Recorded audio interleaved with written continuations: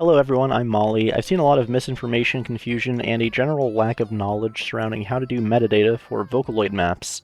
In this video, I'll hopefully diminish some of that confusion and help you with your future maps. This video will cover the artist and title fields as well as the tag field. This video is not the end-all be-all of Vocaloid metadata and is in no way a complete and full guide, as there is a lot to keep in mind that a single video cannot possibly cover. With that out of the way, let's first look at the artist and title fields. You might see some songs credited as artist featuring Vocaloid.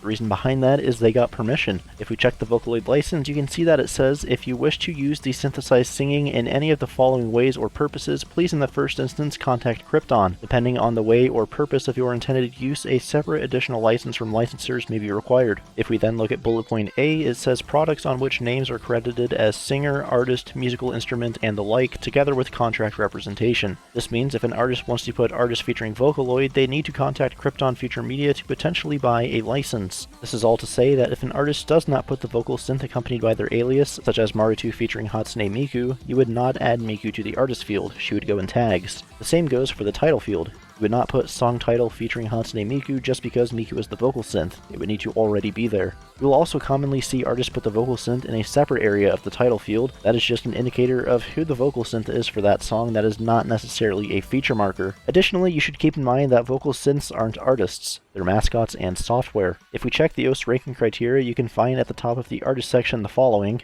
Do not use fictional character names or programs as the sole artist of a track, unless the name is being used as the artist's own alias. If there is no known human artist, then use unknown artist. This means that you would not have Hatsune Miku be the sole occupant of the artist field. Further, you should write down vocal synths as they are dictated by the artist. This means if the artist puts song title featuring Miku, or song title featuring Teto Kasane, or song title featuring Kasane Teto SV, you would put those down as is. If the artist does not put the Japanese spellings of the characters, you would also not add those. That means if a song title were song title featuring English spelling of Vocaloid, you would not change that in OSU to song title featuring Japanese spelling of Vocaloid, and add a romanized title featuring the English spelling. To recap, put down Vocaloids as they are dictated by the artist. Don't change spellings or languages, and only add them to the artist and title fields if they are already there. I think that wraps it up for the artist and title fields. Let's now talk about tags. Tags can be kind of easy once you know what to do, but for your first Vocaloid map, it could be pretty challenging. Firstly, add any vocal synth metadata not present in the artist or title fields, aka what I was talking about earlier about artists not always putting the vocal synth in the artist or title fields. Add those to tags.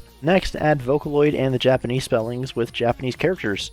Vocaloid is a blanket term. Songs that use Kasane Teto are often called Vocaloid songs because that's a lot easier than saying vocal synth songs. Everyone knows what you're talking about. Also, add the software the character is singing from. If you're using Kasane Teto SV, add Synthesizer V and related tags. You don't need to get super specific with this. You don't need to put a Vocaloid 3 or Vocaloid 6. I don't think anyone cares about that. You should also add the artist's old or future aliases, as well as any common translations that are or are not official. I'm not going to ask you to predict the future to put down an artist's future alias. This is only if they've changed their alias numerous times, and this is one of their very old aliases. If you have the official translation as the romanized title, add the romanization to tags instead. If we take a look at my map of Burnout by Roma, we can get a good look at how tags should generally look. We have the GDR tag, genre and language, Vocaloid and other spellings of it, Kasane Teto's Japanese spellings alongside a variant of the spelling with SV since this is the Synthesizer V voice bank. We also have Synthesizer V tags with other spellings and abbreviations. To recap, add information not present in the artist or title fields,